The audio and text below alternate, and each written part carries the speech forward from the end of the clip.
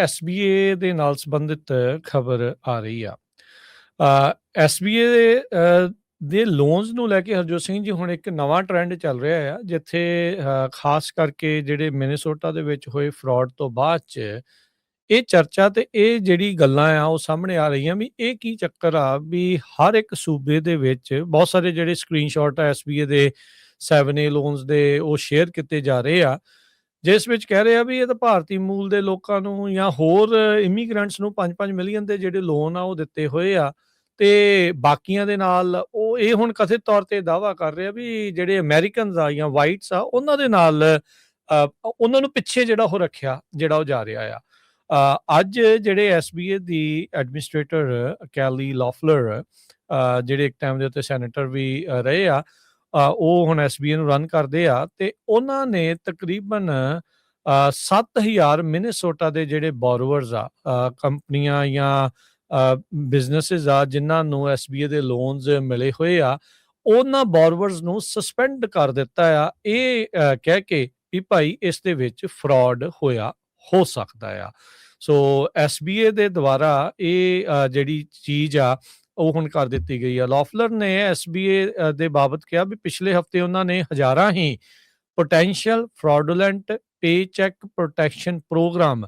Economic injury disaster loan payouts ਜਿਹੜੇ approve ਹੋਏ ਸੀ ਉਹਨਾਂ ਦੀ ਰਿਵਿਊ ਕੀਤਾ ਆ, ਤੇ ਸਾਨੂੰ ਲੱਗਾ ਆ ਵੀ ਇਹਦੇ ਵਿੱਚ ਜਿਹੜਾ ਫਰਾਡ ਆ ਉਹ ਹੋਇਆ ਹੋ ਸਕਦਾ ਆ, ਵਰਥ $400 ਮਿਲੀਅਨ ਦਾ। So they are coming after immigrant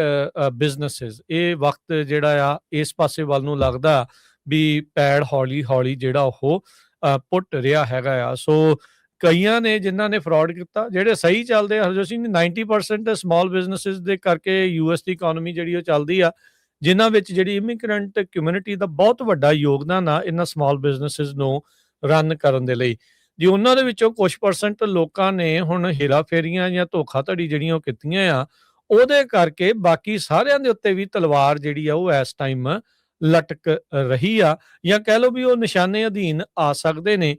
ਇਹ ਜਿਹੜੀ ਇੱਕ ਵੱਡੀ ਨੈਸ਼ਨਲ ਨਿਊਜ਼ ਬਣਨ ਤੋਂ ਬਾਅਦ ਦੇ ਵਿੱਚ ਸੋ ਪੀਪੀਪੀ ਲੋਨਸ ਤੇ EIDL ਜਿਹੜੇ ਲੋਨਸ ਨੇ ਉਹਨਾਂ ਦੀ ਹੁਣ ਜਾਂਚ ਕਰਨੀ ਜਿਹੜੀ ਇਹਨਾਂ ਨੇ ਐਸਬੀਏ ਨੇ ਬਰੀਕੀ ਦੇ ਨਾਲ ਸ਼ੁਰੂ ਕਰ ਦਿੱਤੀ ਆ, ਜਿਹਦੇ ਕਰਕੇ ਬਹੁਤ ਸਾਰੇ ਜਿਹੜੇ ਫਰਾਡਸਟਰ ਆ ਉਹ ਵੀ ਫੜੇ ਜਾਣਗੇ, ਤੇ ਉਹਦੇ ਕਰਕੇ ਜਿਹੜੇ ਇਮੀਗ੍ਰੈਂਟ ਬਿਜ਼ਨਸਿਸ ਨੇ ਉਹਨਾਂ ਨੂੰ ਸਖਤੀ ਦਾ ਜਿਹੜਾ ਉਹ ਸਾਹਮਣਾ ਆ ਹੋਰ ਵੀ ਜ਼ਿਆਦਾ ਕਰਨਾ ਪੈ ਸਕਦਾ, ਕਿਉਂਕਿ ਉਸ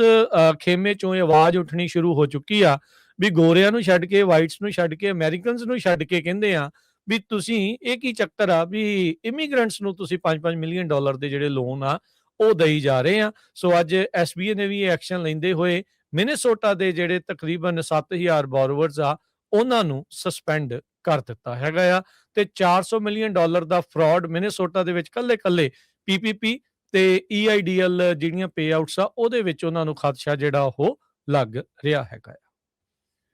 ਬਿਲਕੁਲ, ਕਹਿੰਦੇ 7900 ਦੇ ਕਰੀਬ 7900 ਦੇ ਕਰੀਬ ਪੀਪੀਪੀ ਤੇ EIDL ਜੋ ਲੋਨ ਸੀਗੇ ਉਹ COVID-19 ਦੇ ਦੌਰਾਨ ਅਪਰੂਵ ਕੀਤੇ ਗਏ ਸੀਗੇ। ਪਰ ਐਸਬੀਏ ਦੇ ਵਿੱਚ ਉਹਦਾ EMPLOYE ਕਿਹੜੇ ਸੀਗੇ ਉਹ ਸਾਰਿਆਂ ਨੂੰ ਪਤਾ ਆ, ਤੇ ਦੂਸਰੇ ਨੰਬਰ ਤੇ ਜੇ ਇਮੀਗ੍ਰੈਂਟਸ ਦੇ ਬਿਜ਼ਨਸਿਸ ਪਿੱਛੇ ਆ ਰਹੇ ਆ, ਤੇ ਮੈਜੋਰਟੀ ਜਿਹੜੇ ਬਿਜ਼ਨਸਿਸ ਆ ਉਹ ਇਮੀਗ੍ਰੈਂਟ ਹੀ ਓਨ ਕਰ ਰਹੇ ਆ, ਸਮਾਲ ਬਿਜ਼ਨਸਿਸ। ਸੋ ਪਰ ਕੁਝ ਕੁ ਲੋਕਾਂ ਨੂੰ ਜਿਨ੍ਹਾਂ ਨੇ ਫਰਾਡ ਕੀਤਾ ਉਹਨੂੰ ਲੈ ਕੇ ਹੁਣ ਪੂਰੇ ਜਿਹੜੇ ਆ ਇੱਕ ਤਰ੍ਹਾਂ ਦੇ ਨਾਲ ਜਿਹੜੇ ਸਮਾਲ ਬਿਜ਼ਨਸ ਓਨਰਸ ਆ ਉਹਨਾਂ ਦੇ ਪਿੱਛੇ ਪਿਆ ਜਾ ਰਿਹਾ ਹੈਗਾ। ਕਹਿੰਦੇ ਪਈ ਐਸਬੀਏ ਨੇ ਇਹ ਕਿਹਾ ਵੀ ਘੱਟੋ ਘੱਟ 2.5 ਮਿਲੀਅਨ ਪੀਪੀਪੀ ਤੇ EIDL ਫੰਡਸ ਇਸ਼ੂ ਕੀਤੇ ਗਏ ਸੀ ਪੈਂਡੇਮਿਕ ਦੇ ਦੌਰਾਨ, ਜੋ ਕਨੈਕਟਡ ਹੈਗੇ ਸਮਾਲੀ ਫਰਾਡ ਸਕੀਮ ਜੋ ਵੇਸਡ ਇਨ ਮਿਨੇਐਪਲਿਸ। ਉੱਥੇ ਪੂਰੀ ਜਿਹੜੀ ਆ ਇਨਵੈਸਟੀਗੇਸ਼ਨ ਮਿਨੇਐਪਲਿਸ ਦੇ ਵਿੱਚ ਚੱਲ ਰਹੀ ਹੈਗੀ ਆ। 13,000 ਦੇ ਕਰੀਬ ਜਿਹੜੇ ਲੋਨ ਆ ਉਹ ਫਲੈਗ ਕੀਤੇ ਗਏ ਸੀ 430 ਮਿਲੀਅਨ ਦੇ, ਜਿਸ ਤਰ੍ਹਾਂ ਤੁਸੀਂ ਦੱਸਿਆ ਹੀ ਹੈਗਾ ਆ। ਸੋ ਹੁਣ ਐਸਬੀਏ ਵੱਲ ਵੀ ਜਿਹੜਾ ਆ ਇਹ ਪੂਰਾ ਚੱਲੂਗੇ ਤੇ ਪੂਰੀ ਜਿਹੜੀ ਆ ਇਨਵੈਸਟੀਗੇਸ਼ਨ ਹੋਣੀ ਚਾਹੀਦੀ ਆ।